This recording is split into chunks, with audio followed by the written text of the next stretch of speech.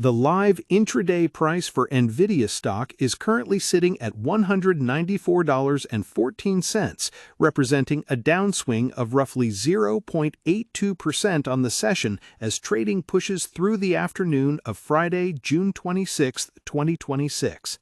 This slide places the company on track for a bruising weekly drop of more than 8%, breaking below the massive psychologically vital support baseline of $200 that technical traders spent months defending. Most market participants look at this drop and see a temporary dip in a tech titan, a minor cooling off before another inevitable leg up. However, the real story unfolding beneath the surface is not about a routine market correction, but a structural shift in how large-scale institutions view the hardware supporting the artificial intelligence build-out. While retail buyers see a buying opportunity, big money desks are executing a calculated rotation away from core processing units and directly into memory architecture. For over 2 years, the prevailing consensus dictated that whoever controlled the central compute infrastructure controlled the entire margin stack of global technology. Today, that theory is cracking because the hyperscale data centers have built up an unprecedented inventory of processors, but face a profound bottleneck in high-bandwidth memory. As a result, capital is actively migrating out of the main compute providers and flowing toward peripheral component specialists like Micron and SanDisk.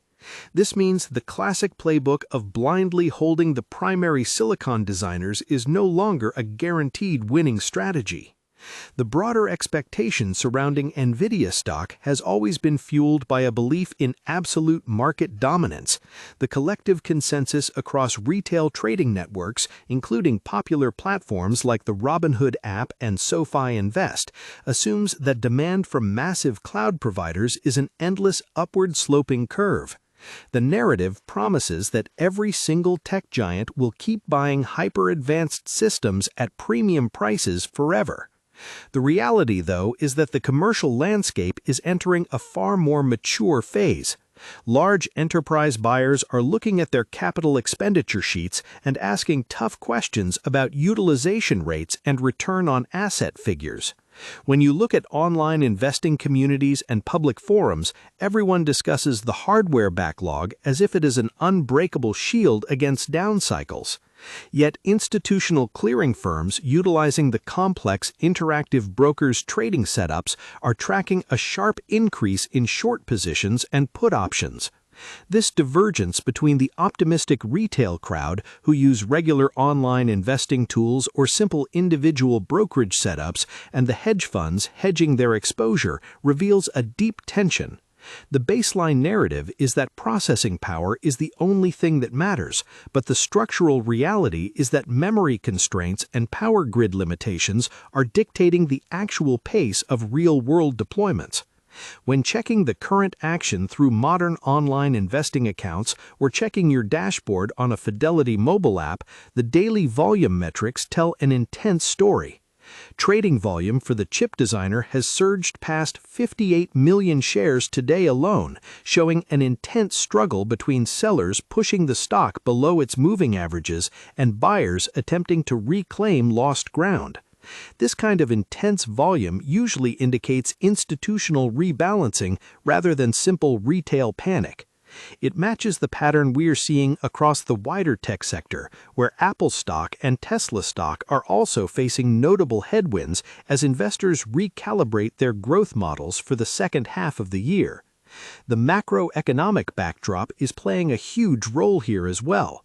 With interest rates staying stickier than anticipated and corporate debt refinancing costs rising above anticipation, corporations cannot afford to let expensive servers sit idle.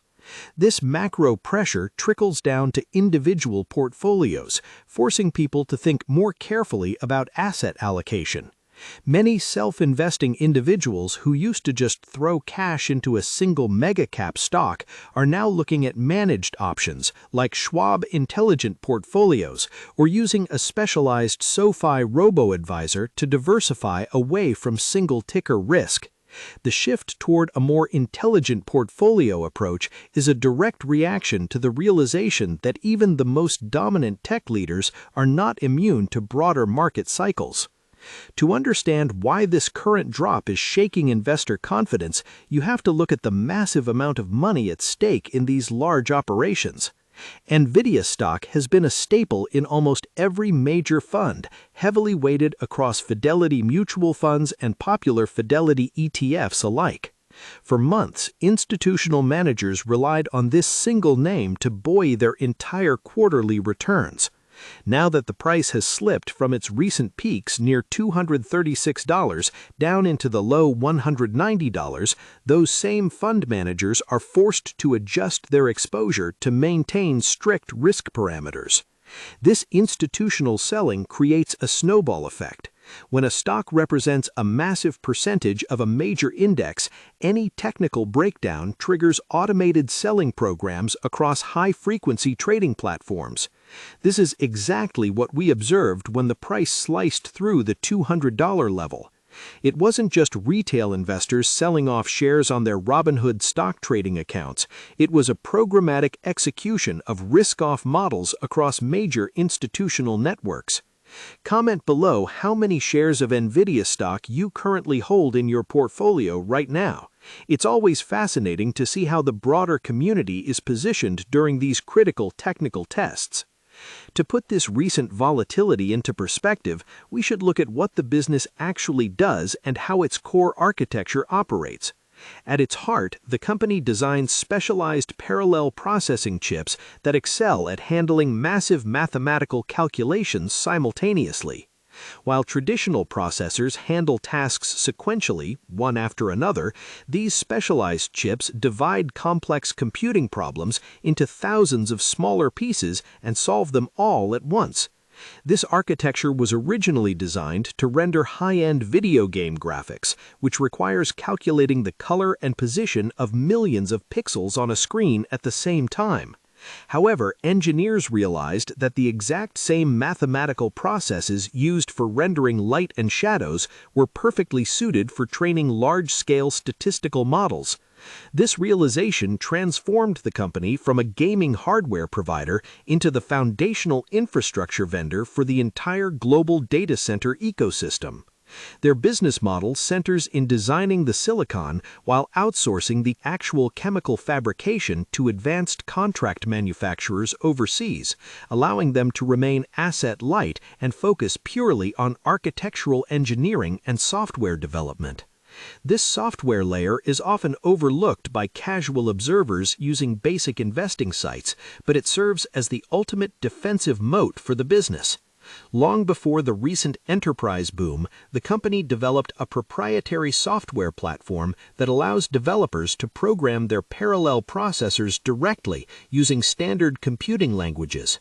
Over nearly 2 decades, this software ecosystem became the global standard for scientific computing and industrial data analysis. University programs teach it, developers write their code exclusively for it, and entire software libraries are built to run only on this specific architecture. If a competing tech enterprise wants to steal market share, they can't just design a faster chip, they have to convince millions of software engineers to rewrite their entire code bases from scratch. This software integration explains why the firm managed to maintain gross margins near 75% in their latest fiscal first quarter 2027 report, generating a massive $81.6 billion in revenue, which was up 85% from the previous year.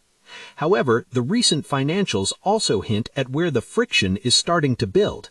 In that same earnings report, while data center networking revenue jumped significantly, the market began to notice that the massive capital requirements are testing the limits of their customer base.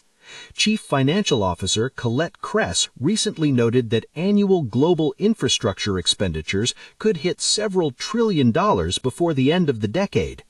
That's an astronomical figure, and it means that the tech companies buying these chips must find sustainable ways to monetize the computing power they are installing.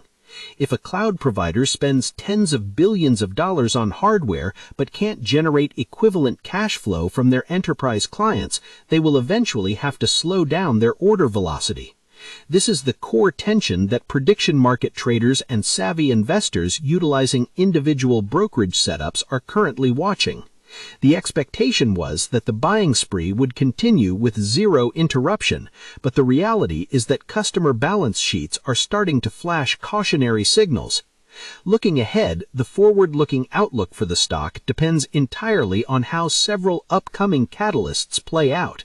The consensus among traditional analysts on major investing sites remains highly optimistic, with many pointing to the upcoming autumn launch of their new client computing processors, designed to bring advanced processing capabilities directly to personal computers and corporate laptops.